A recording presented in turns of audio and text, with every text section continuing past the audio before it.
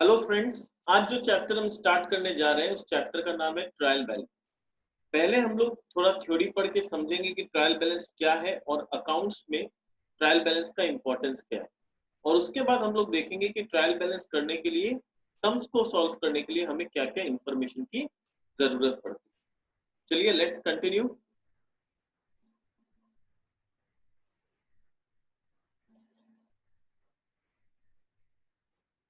First thing, what is trial balance? A trial balance is a list of balances on, और नहीं होगा of, of all the accounts in the books. यानी journal बनाने के बाद हम लोगों ने सीखा कि जर्नल से लेजर कैसे बनाते हैं। तो लेजर जब हम लोग बनाते हैं तो हर लेजर अकाउंट का क्या होता है, जो भी अकाउंट हम बना रहे हैं उसका अपना एक क्लोजिंग बैलेंस आता है। तो trial balance is a list of balances of all the accounts in the books prepared as a document ancillary to the ledger after all the transactions of the period have been entered। ठीक है, यानी क्या है trial balance? क्या है? List of all the balances of accounts है in the books which are prepared as a document, जिसको एक लिस्ट के तौर पे हम लोग बनाते हैं डॉक्यूमेंट्री एविडेंस के लिए। ठीक है, जो लेजर को सपोर्ट करता है, जिससे हमें इंडिविजुअली पता चलता है कि हमारे पास जितने भी अकाउंट्स खुले हुए हैं वो सारे अकाउंट का बैलेंसेस क्या है। Note, trial balance is not an account, it forms no part of double entry. Trial balance कोई अकाउंट नहीं है, ये स्टेटमेंट है और ये डबल एंट्री का कोई पार्ट नहीं है। ये जस्ट एक स्टेटमेंट है जिसको हम बनाते हैं ताकि हम चेक कर सकें कि हमने अभी तक जो जर्नल और लेजर किया है उसमें कोई मिस्टेक तो नहीं है। उसका अरिथमेटिकल एक्यूरेसी हम लोग चेक करना चाहते हैं। Not does it appear in the actual books of accounts, और एक्चुअल बुक्स ऑफ अकाउंट्स का जब बात करते हैं तो उसमें ट्रायल बैलेंस का नाम नहीं आता। Now methods of preparing trial balance, कि ट्रायल बैलेंस को प्रिपेयर करने का मेथड क्या है। दो मेथड है, एक ग्रॉस ट्रायल बैलेंस, एक होता है नेट ट्रायल बैलेंस। हम लोग हमेशा नेट ट्रायल बैलेंस बनाते हैं और वही प्रैक्टिस करते हैं, पर हमें जानना होगा कि ग्रॉस और नेट में डिफरेंस क्या है।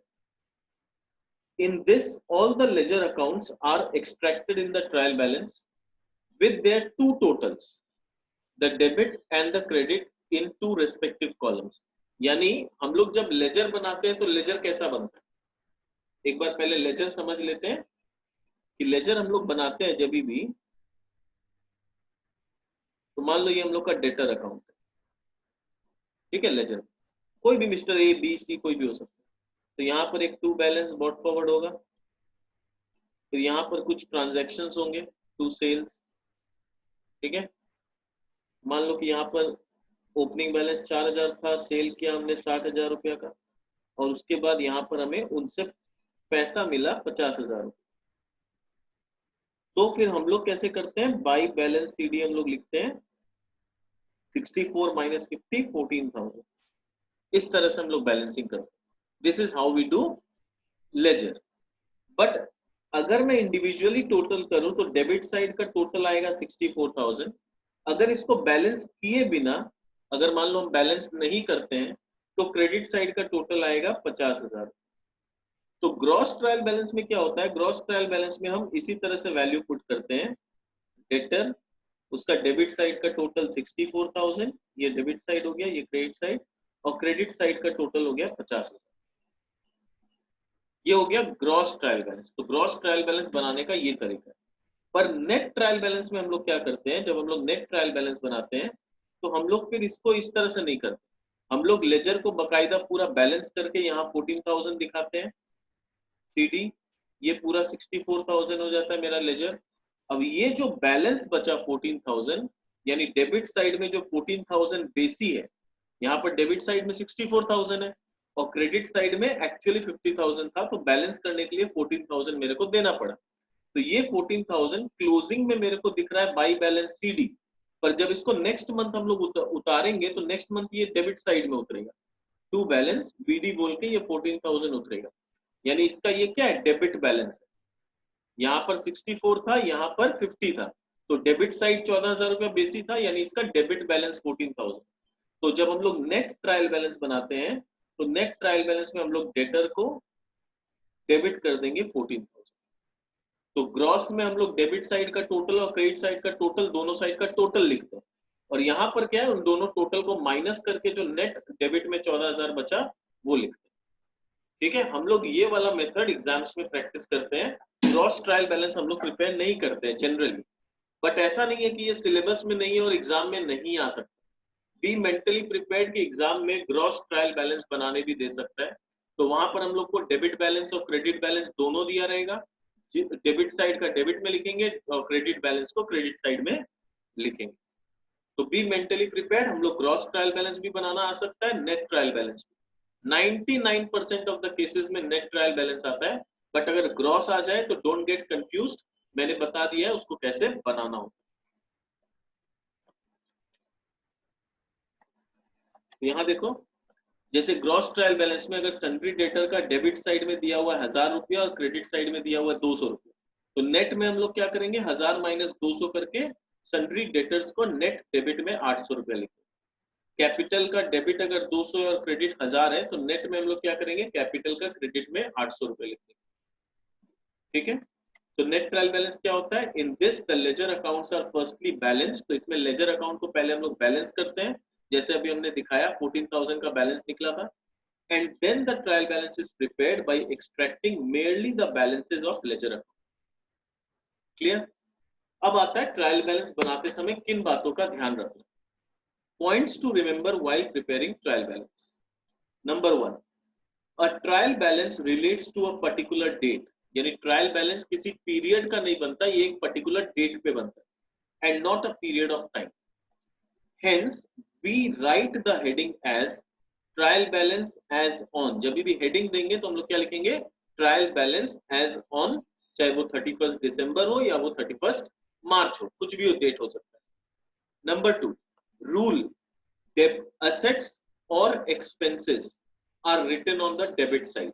ये जर्नल करते समय भी मैंने ये अच्छा से समझाया था कि जो भी असेट्स होते हैं, एक्सपेंसेस होता है और लॉसेस होता है, इन सब का डेबिट बैलेंस होता है। यानी जब हम ट्रायल बैलेंस बनाएंगे तो इन सबको हम लोग डेबिट साइड में लिखेंगे। ठीक है, कौन कौन सा चीज को, असेट्स को, एक्सपेंसेस को और लॉसेस को। यहाँ लॉसेस नहीं लिखा हुआ है, ऐड कर लेना लॉसेस। और दूसरे तरफ होता है कैपिटल, लायबिलिटी, इनकम, रेवेन्यू या गेन, जो बोलना है बोलो। तो कैपिटल हो गया, लायबिलिटी हो गया, इनकम हो गया, रेवेन्यू हो गया, किसी तरह का कोई प्रॉफिट हो गया, ये सारा चीज हम लोग का क्रेडिट साइड में जाएगा, क्योंकि इन सब का क्रेडिट बैलेंस होता है।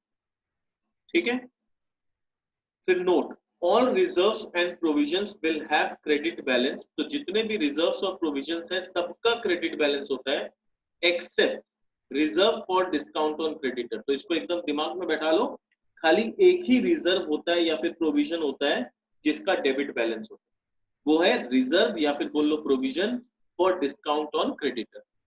उसके अलावा जितने भी रिजर्व्स और प्रोविजंस होते हैं उन सब का क्रेडिट बैलेंस होता है। डन। अच्छा, अब ये डाउट आएगा कि सर असेट्स में क्या क्या होता है, लायबिलिटीज में क्या क्या होता है। एक्सपेंस का तो हम लोग को क्लियर है, कोई भी चीज जो हम पेमेंट करते हैं वो मेरा खर्चा है, कोई भी चीज जो हम रिसीव करते हैं वो कहीं ना कहीं मेरा सोर्स ऑफ इनकम होता है। तो सारे एक्सपेंसेस को या लॉसेस को हम डेबिट करते हैं, सारे इनकम को और गेन को हम क्रेडिट करते हैं। अब आता है असेट्स को डेबिट करना है, लायबिलिटी को क्रेडिट करना है। पर अगर ये नहीं पता है कि असेट्स में क्या क्या चीज होता है, लायबिलिटी में क्या क्या होता है, तो क्वेश्चन आता है हम लोग करेंगे कैसे। तो पहले ये वाला चीज मैं पूरा समझा दूं रूल्स, फिर मैं दिखाऊंगा बैलेंस शीट का फॉर्मेट, जिससे हमें पता चलेगा कि असेट्स में क्या क्या आता है और लायबिलिटीज में क्या क्या आता है। But let's first finish off with this.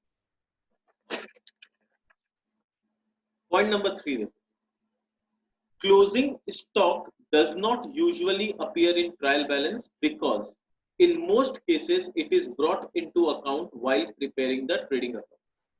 यानी ये बोलना चाह रहा है कि क्लोजिंग स्टॉक को हम लोग ट्रायल बैलेंस में नहीं लिखते।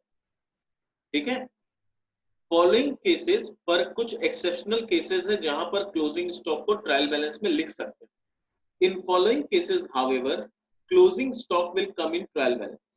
Number A, if before preparing the trial balance closing stock is brought into account by crediting purchase account, that is if cost of goods sold is given in the question।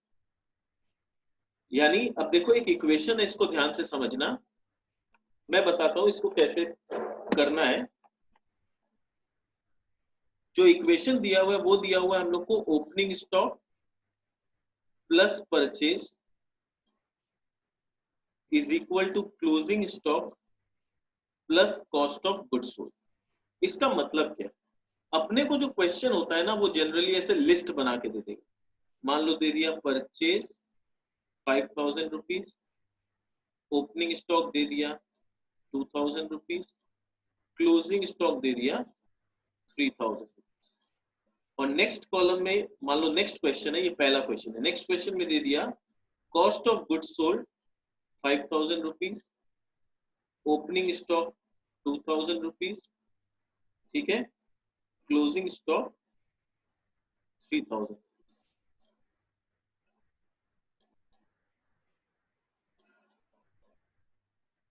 ठीक है, ये मान लो 4000। तो अब ये दो अलग अलग क्वेश्चन।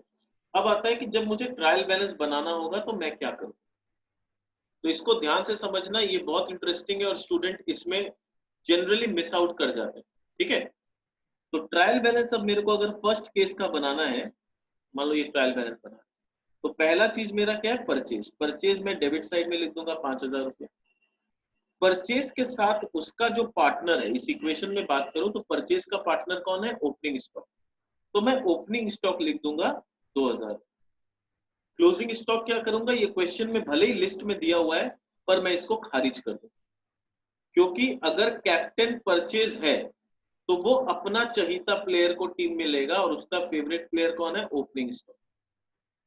ठीक है, तो अगर परचेज इज द कैप्टन तो उसका पार्टनर कौन बनेगा, ओपनिंग स्टॉक बनेगा। सिमिलरली अगर cost of goods sold captain, ठीक है, सेकंड क्वेश्चन, अगर कॉस्ट ऑफ गुड्स सोल्ड मान लो कैप्टन है COGS, तो ये मेरा 4000 डेबिट हो जाएगा। तो कॉस्ट ऑफ गुड्स सोल्ड का पार्टनर कौन है, क्लोजिंग स्टॉक। तो ओपनिंग स्टॉक को टीम से निकलना पड़ेगा, तो फिर वो अपना पार्टनर क्लोजिंग स्टॉक को टीम में लेगा। तो यहाँ क्लोजिंग स्टॉक लिखेंगे हम लोग 3000।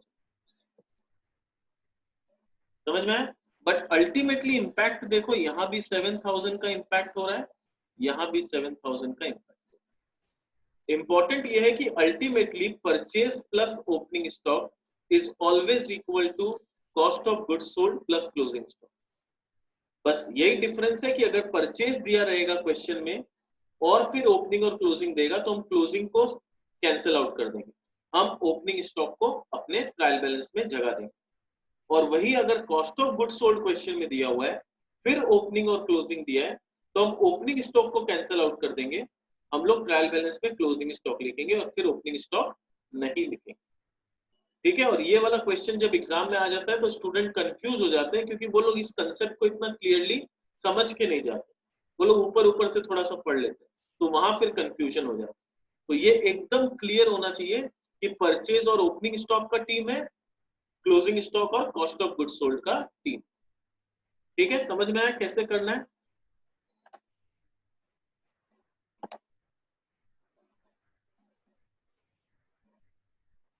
तो वही चीज यहाँ लिखा हुआ देखो, in the following cases however closing stock will come in trial balance. Number A, if before preparing the trial balance closing stock is brought into account by crediting purchase account, that is if cost of goods sold is given, so opening stock plus purchase या तो फिर closing stock और cost of goods sold, in that case opening stock will not come, जैसा अभी मैंने example में। Next point number B, if trial balance is prepared after passing adjusting entries for prepayments and accruals, these payments and accruals will appear in the trial balance। तो जो भी asset का claims होगा वो डेबिट बैलेंस होगा और जो भी लाइबिलिटीज होगा ये क्रेडिट होगा। तो ये चीज तो मैंने पहले ही समझा दिया है कि कोई भी चीज जो असेट है वो डेबिट और कोई भी चीज जो लाइबिलिटी है वो क्रेडिट। ठीक है, अब कुछ इंपॉर्टेंट नेम्स हम लोग जनरली एक अलग नाम बोलते हैं, पर कंफ्यूज करने के लिए कभी कभी दूसरा नाम एग्जाम में दे दिया जाता है और स्टूडेंट समझ नहीं पाते हैं कि इसको डेबिट में लिखें या क्रेडिट। हम लोग कॉमन नेम क्या जानते हैं, सन्ड्री डेटर्स। तो अगर सन्ड्री डेटर हमें दिया रहेगा तो हम समझ जाएंगे इसको डेबिट में लिखना। वो लोग क्या करते हैं एग्जाम में, उसको लिखते हैं बुक डेट्स। सन्ड्री डेटर को भी बुक डेट लिखा रहता है, पर ये बहुत स्टूडेंट्स को पता नहीं होता है और शायद क्लास में ये चीज डिस्कस नहीं किया जाता। तो क्लास में अगर डिस्कस नहीं होता है तो जब एग्जाम में बुक डेट्स लिखता है स्टूडेंट को लगता है कि ये बैड डेट लिखा हुआ, तो उनको लगता है ये कोई प्रिंटिंग मिस्टेक, ये बैड डेट होना चाहिए। ये बैड डेट नहीं है, ये बुक डेट ही है। बुक डेट का कॉमन नाम है sundry debtor. Similarly sundry debtor का और एक नाम है सेल्स लेजर बैलेंस। तो देखो सन्ड्री डेटर के नाम से हम लोग जानते हैं, ये बहुत पॉपुलर नाम, और उसका दो और नाम है, एक है बुक डेट और दूसरा है sales ledger balance. Similarly sundry creditor का दूसरा नाम है परचेज लेजर बैलेंस। ठीक है।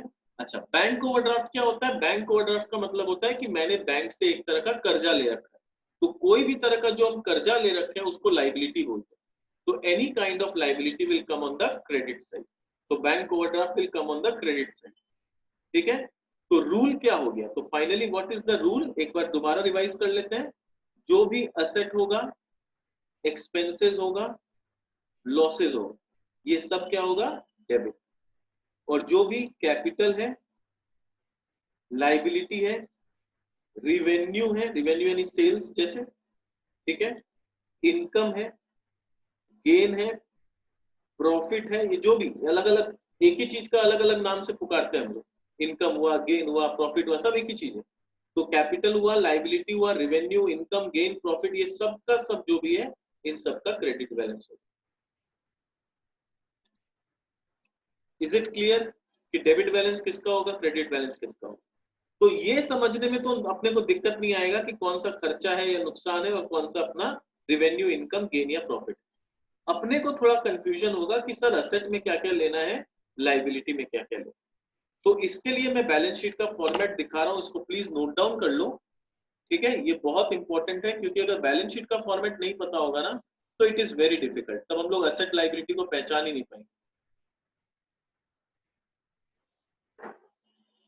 यहाँ पर देखो बैलेंस शीट का मैं फॉर्मेट दिखा रहा हूं।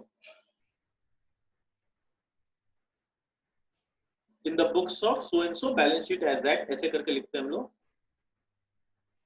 तो लाइबिलिटी में देखो क्या क्या आता है। सबसे पहला कैपिटल, ठीक है, उसमें नेट प्रॉफिट ऐड हो जाता है, इंटरेस्ट ऑन कैपिटल ऐड हो जाता है, ठीक है, less drawings, add further capital into, ये सब तो हम लोग जब फाइनल अकाउंट्स करेंगे तब सीखेंगे कि ये सब क्या है।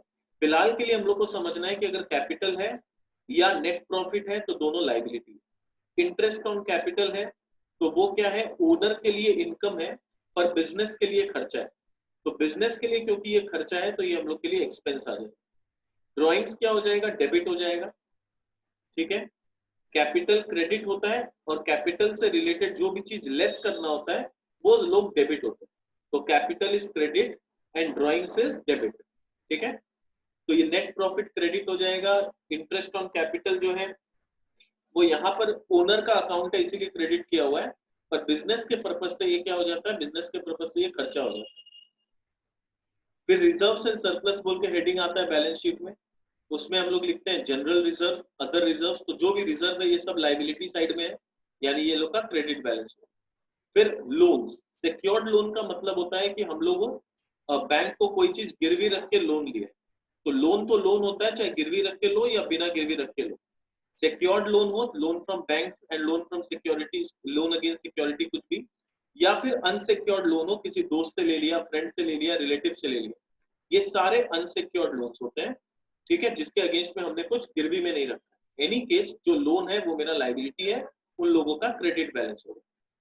फिर करंट लाइबिलिटी में देखो क्या क्या आता है, अकाउंट्स पेबल। अकाउंट्स पेबल भी दूसरा नाम है सन्ड्री क्रेडिटर का।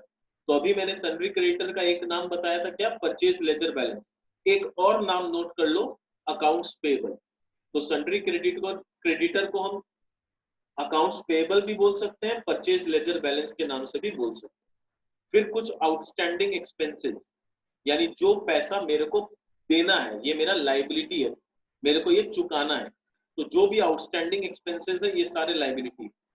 बिल्स पेबल हो गया, बैंक ओवरड्राफ्ट हो गया, कोई अनअर्न्ड रिवेन्यू, यानी कोई ऐसा कमाई जो मैंने एडवांस में ले रखा है, मैंने अभी तक सर्विस किया नहीं है पर मैंने पैसा ले लिया है पहले एडवांस में, ये मेरा लाइबिलिटी है। Any other kind of advance receive, ये सब कुछ मेरा लाइबिलिटी। तो ये जितना भी चीज हम लोग लाइबिलिटी में देखे हैं ये सारे सब का क्रेडिट साइड में बैलेंस आएगा। अब आते हैं असेट साइड। तो असेट साइड में सबसे पहला हेडिंग आता है फिक्स्ड असेट। उसके अंदर मान लो गुडविल हो गया, लैंड एंड बिल्डिंग हो गया, plant and machinery, furniture and fixture, free hold premises, lease hold premises, patent, copyright, equipments और भी कुछ जो भी सामान, जो भी असेट हम यूज करते हैं, वो सारा असेट हो गया और इन सबका डेबिट बैलेंस हो गया। फिर इन्वेस्टमेंट हम लोग कर सकते हैं, फिक्स डिपॉजिट है हमारे पास, शेयर्स में इन्वेस्ट किया हुआ है, बॉन्ड्स परचेज किया हुआ है, ये सब मेरा असेट है, इसका भी डेबिट बैलेंस हो। फिर करंट एसेट होता है, करंट एसेट में क्या क्या आता है, cash in hand, cash at bank. फिर इन्वेंट्रीज, इन्वेंट्रीज के अंदर इन्वेंट्री मतलब होता है स्टॉक, ठीक है, तो स्टॉक जो हम लोग अभी बात कर रहे थे, ओपनिंग स्टॉक, क्लोजिंग स्टॉक, तो उसको इन्वेंट्री भी बोलते हैं। अब इन्वेंट्री तीन प्रकार का होता है, रॉ मटेरियल हो सकता है, उसमें वर्क इन प्रोग्रेस हो सकता है, यानी जो सामान आधा बना है और आधा बनना बाकी है उसको बोलते हैं वर्क इन प्रोग्रेस, और जो सामान पूरी तरह से बन चुका है उसको बोलते हैं फिनिश्ड गुड्स। तो इन्वेंट्री में ये तीन कैटेगरी का इन्वेंट्री होता है। फिर अकाउंट्स रिसीवेबल, अभी हम लोग पढ़े थे सन्ड्री डेटर का दो नाम पढ़े थे, एक नाम था बुक डेट्स, दूसरा नाम था सेल्स लेजर बैलेंस। ये तीसरा नाम तुम लोग नोट कर लो, ये तीसरा नाम है अकाउंट्स रिसीवेबल। तो सन्ड्री डेटर का तीन नाम हो गया, एक सेल्स लेजर बैलेंस, दूसरा बुक डेट्स और तीसरा अकाउंट्स रिसीवेबल।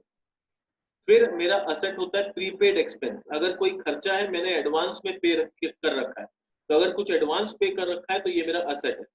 फिर कोई आउटस्टैंडिंग इनकम, इसको हम लोग अक्रूड इनकम भी बोलते हैं, कि मैंने काम तो कर दिया पर उसका पैसा अभी तक नहीं मिला, तो ये हो गया अक्रूड इनकम, तो ये भी मेरा असेट है। फिर होता है लोन्स एंड एडवांसेस, अगर मैंने किसी फ्रेंड को या रिलेटिव को लोन दे रखा है, ठीक है, या मेरा बिल्स रिसीवेबल है, ठीक है, बिल्स रिसीवेबल भी इसमें आ जाएगा।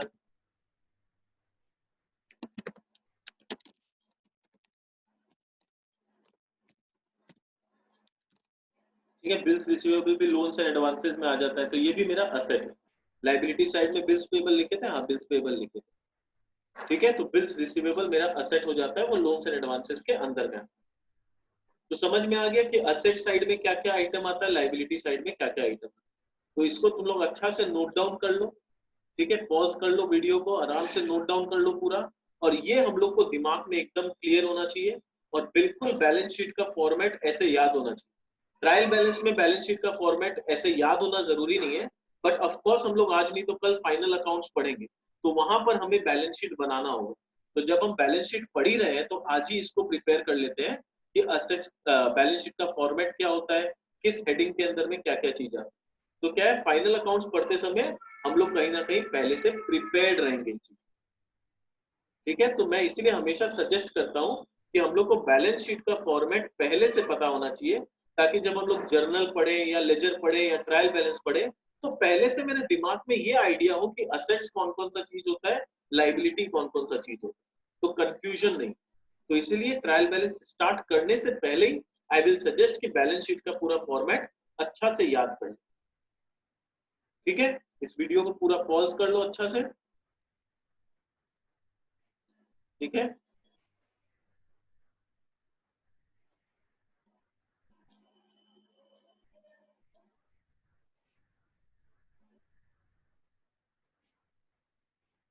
चलो, आई होप अभी तक नोट डाउन हो गया होगा। तो अब हम लोग स्टार्ट करते हैं कि सम्स को कैसे किया जाता है, ट्रायल बैलेंस जब करते हैं तो सम्स को कैसे किया जाता है।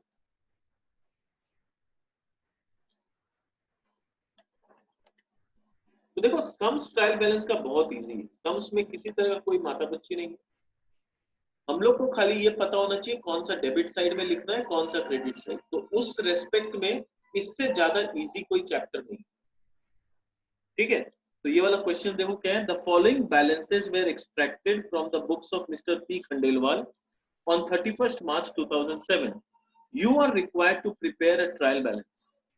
The amount required to balance should be entered as capital. इसका मतलब क्या होगा, ये बोल रहा है जो जो डेटा दिया हुआ है उसके हिसाब से ट्रायल बैलेंस बनाओ, और जो डिफरेंस आएगा, यानी ये बोलना चाह रहा है कि एक साइड बेसी आएगा एक साइड कम आएगा, तो जहां पर कम आएगा, जो डिफरेंस आएगा, वो बैलेंसिंग फिगर कैपिटल होगा। और यहाँ पर आंसर एग्जाम में आंसर नहीं होगा, मैंने यहाँ आंसर लिख दिया है कि कैपिटल का फिगर आना चाहिए 70,770। तो हम लोग को पता होना चाहिए कौन सा चीज डेबिट साइड में आएगा, कौन सा चीज क्रेडिट साइड में, ठीक है। तो चलो करते हैं, परचेज जो है ये डेबिट साइड में आएगा। परचेज है तो परचेज का पार्टनर कौन है, ओपनिंग स्टॉक, यानी स्टॉक ऑन 1 अप्रैल 2006, ये आएगा डेबिट साइड में। सेल्स आएगा 1,05,000 रुपया क्रेडिट साइड में। रीजन क्या है, sales is a source of revenue, purchase क्या है, एक्सपेंस है। सन्ड्री डेटर असेट है, इसीलिए डेबिट में आएगा। डिस्काउंट रिसीव्ड इनकम है, क्रेडिट में आएगा। कैरेज आउटवर्ड एक्सपेंस है, इसीलिए डेबिट में आएगा। कैश इन हैंड मेरा असेट है, डेबिट में आएगा। मशीनरी असेट है, डेबिट में आएगा। Provision for depreciation on machine, any kind of provision जो है वो लाइबिलिटी होता है, तो ये क्रेडिट में आएगा। ड्राइंग्स डेबिट में आएगा। क्या है ये, है ड्राइंग्स को हम बोलेंगे रिडक्शन ऑफ कैपिटल। ठीक है, ड्राइंग्स को क्या रीजन देंगे, अगर रीजन का कॉलम बनाना है तो रीजन क्या देंगे, रिडक्शन ऑफ कैपिटल 7700। फिर रिटर्न इनवर्ड यानी सेल्स रिटर्न, तो डिक्रीज इन रेवेन्यू, रेवेन्यू घट रहा है तो ये डेबिट हो जाएगा। प्रेमाइसेस मेरा असेट है, डेबिट हो जाएगा। सन्ड्री क्रेडिटर मेरा लाइबिलिटी है, क्रेडिट में लिख देंगे। डिस्काउंट अलाउड मेरा एक्सपेंस है, डेबिट लिख देंगे। कैरेज इनवर्ड भी एक्सपेंस है, डेबिट में चल जाएगा। कैश एट बैंक डेबिट में जाएगा क्योंकि असेट है। सन्ड्री एक्सपेंसेस डेबिट में जाएगा क्योंकि असेट है। बैड डेट्स रिटर्न ऑफ यानी बैड डेट जो है उसको राइट ऑफ करेंगे, वो हम लोग का डेबिट में जाएगा क्योंकि नुकसान है। प्रोविजन फॉर डाउटफुल डेट, ये प्रोविजन है तो ये लाइबिलिटी है, इसीलिए क्रेडिट में जाएगा। तो देखो सिंपल सा एक लिस्ट है, और मैंने जो बैलेंस शीट का फॉर्मेट दिया है, अगर वो फॉर्मेट याद हो गया तो कोई कंफ्यूजन नहीं है कि क्या चीज एसेट है क्या चीज लाइबिलिटी। जो भी असेट है वो डेबिट में जाएगा, जो भी लाइबिलिटी है वो क्रेडिट में जाएगा। अब चलो देखते हैं ट्रायल बैलेंस में इसको करेंगे कैसे। तो ये जैसे ट्रायल बैलेंस का फॉर्मेट है, हेडिंग देंगे ट्रायल बैलेंस एज ऑन। ठीक है, तो अभी जो सम किए मैं यहाँ पर पर्टिकुलर्स में लिखूंगा नहीं, वरना फालतू का टाइम लगेगा। मैं डेटा खाली लिखते चला जाऊँ, रीजन मैंने समझा ही दिया। ठीक है, जैसे पहला आइटम क्या है, पहला आइटम है परचेज। ठीक है, जैसे एक दो आइटम मैं लिख देता हूँ, कैसे लिखेंगे। तो पहला आइटम है परचेज, परचेज का रीजन क्या देंगे, एक्सपेंसेस। कहां पर लिखेंगे, डेबिट, डेबिट में कितना रुपया, 70,000 रुपया दिया हुआ। नेक्स्ट आइटम है हम लोग का ओपनिंग स्टॉक, यानी स्टॉक एज ऑन 1 अप्रैल, तो लिखेंगे स्टॉक एज ऑन 1 अप्रैल 2006। ठीक है, ये क्या है, मेरा असेट है, स्टॉक असेट होता है, तो लिखेंगे 14,000। नेक्स्ट मेरा आइटम दिया हुआ है सेल्स, तो यहाँ लिखेंगे सेल्स। रीजन क्या है, रिवेन्यू, और रिवेन्यू है तो ये क्रेडिट में जाएगा 1,05,000। उसके बाद है मेरा सन्ड्री डेटर्स,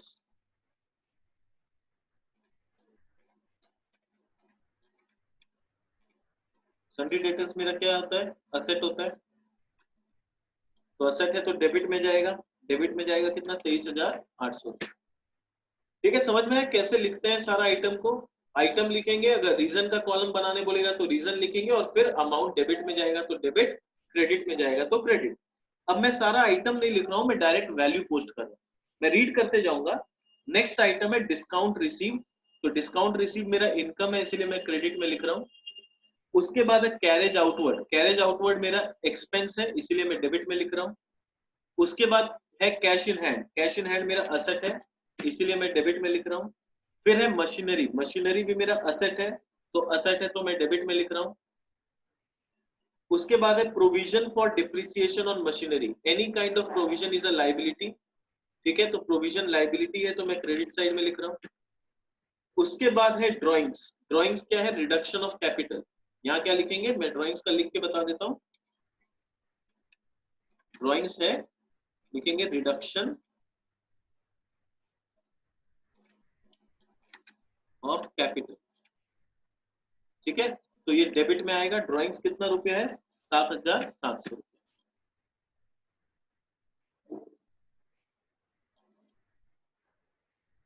उसके बाद है रिटर्न इनवर्ड, रिटर्न इनवर्ड का मतलब होता है जो सामान मैंने बेचा था वो वापस आया, तो रिटर्न इनवर्ड को बोलते हैं सेल्स रिटर्न। तो यहाँ लिखेंगे सेल्स रिटर्न।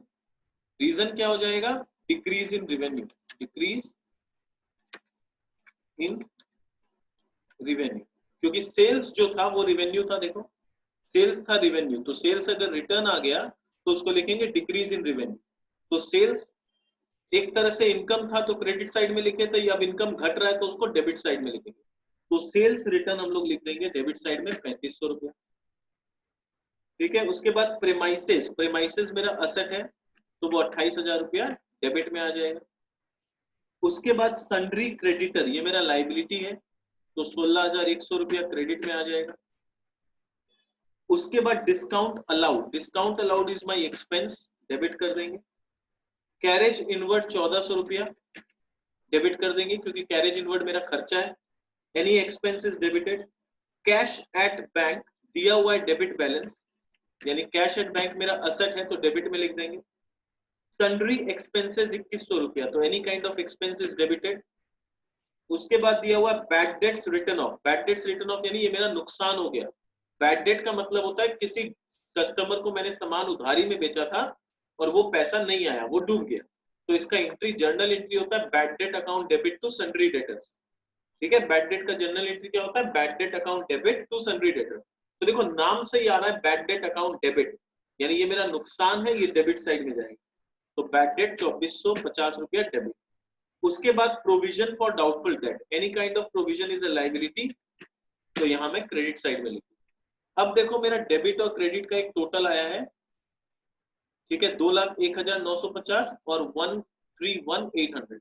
अब यहां पर मेरे को बोला गया था कि बैलेंस जो होगा उसको आप कैपिटल बोल के लिख दें, तो कैपिटल मेरा यहां आएगा राइट साइड में। ठीक है, कितना रुपया आएगा, इक्वल्स टू, दोनों को माइनस करेंगे, 2,01,950, 2,01,950 माइनस 1,31,180 रुपये, 1,31,180 रुपये माइनस किए तो 70,770 रुपया मेरा कैपिटल आ गया। तो इसको क्या लिखेंगे यहाँ पर एग्जाम में जैसे लिखेंगे तो यहाँ कैपिटल देके लिखेंगे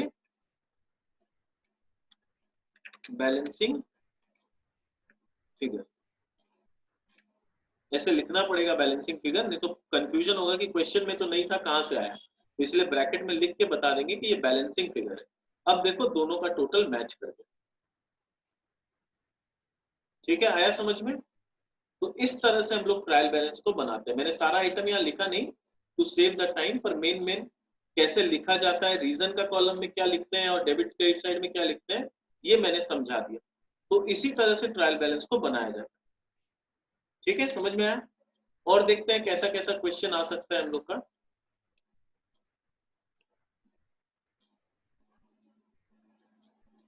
अब देखो यहां पर बोल रहा है a book keeper extracted the following trial balance as on 30 June 2006।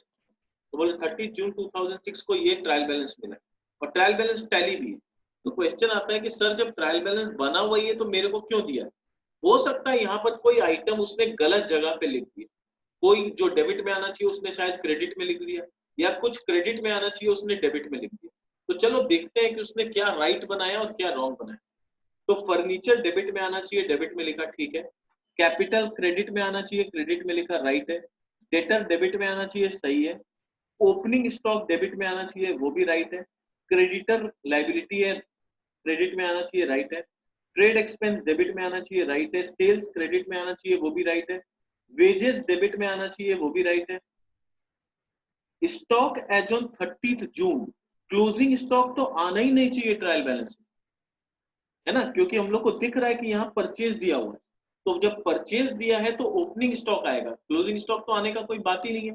तो ये क्लोजिंग स्टॉक जो यहाँ दिख रहा है वो यहाँ से हट जाएगा, डिलीट हो जाएगा, मतलब इसको यहाँ पर एंट्री नहीं करना है, यही गलती उसने किया है। नेक्स्ट क्या गलती किया है, लीज होल्ड प्रेमाइसेस, ये मेरा असेट है, असेट कहाँ आना चाहिए, डेबिट में, वो भी इसने गलत कर दिया, तो ये डेबिट में आना चाहिए। नेक्स्ट परचेज, ठीक है। वाइफ लोन टू बिजनेस, यानी ओनर की वाइफ ने बिजनेस को लोन दिया है, तो बिजनेस के लिए तो लोन है, कर्जा है, तो ये कहां जाएगा, इधर जाएगा, लाइबिलिटी हो जाएगा। फिर डिस्काउंट अलाउड मेरा एक्सपेंस होता है, तो ये भी गलत है, ये एक्सपेंस है तो डेबिट में आएगा। फिर drawings made by the proprietor, drawings क्या होगा, डेबिट में होगा क्योंकि रिडक्शन ऑफ कैपिटल है, तो ड्राइंग्स इधर आएगा। फिर मोटर वैन असेट है, डेबिट में। तो टोटल उसने कितनी गलतियां की है, ये तो आना ही नहीं चाहिए, भूल से लिख दिया, तो इसको तो एकदम ही हटा देंगे। फिर इसको डेबिट में लिखेंगे, इसको क्रेडिट में लिखेंगे, ये डेबिट में आ जाएगा और ये डेबिट में आ जाएगा। तो ये बस करेक्शन मेरे को करना है और मेरा ट्रायल बैलेंस इज रेडी। तो ट्रायल बैलेंस तो ऑलरेडी इसने बनाया है, कुछ 2-3 आइटम इसने गलत लिखा है, उसको मुझे रेक्टिफाई करना है। ठीक है, तो इसी को बोलते हैं ट्रायल बैलेंस रेक्टिफाई करना। तो ऐसा क्वेश्चन एग्जाम में आ सकता है। ठीक है, तो अभी वाले सेशन में हमने ये दो सम सीखा कि कैसे करेंगे। एक सम सीखा जहां पर ट्रायल बैलेंस बना हुआ है, हम लोग को जो कुछ गलती है उसको सुधार करना है। और पहला सम किए थे जहां पर सब ऐसे खाली लिस्ट दे दिया था, हम लोग को ट्रायल बैलेंस कुछ बना के नहीं दिया था, लिस्ट दे दिया था और बोला था कि जो बैलेंसिंग फिगर होगा उसको कैपिटल मानना। तो वो ऑलरेडी हमने किया। तो आज के सेशन में इतना ही तक रखते हैं। नेक्स्ट सेशन में आएंगे तो सीखेंगे कुछ एडजस्टमेंट वाला ट्रायल बैलेंस को कैसे किया जाता है और कॉस्ट ऑफ गुड्स सोल्ड वाला सम कैसा दिखता है। ठीक है, तो ये सेशन को यही एंड करते हैं। नेक्स्ट सेशन में हम लोग ट्रायल बैलेंस का रिमेनिंग टाइप ऑफ सम्स करेंगे। चलो बाय बाय, मिलते हैं नेक्स्ट सेशन में।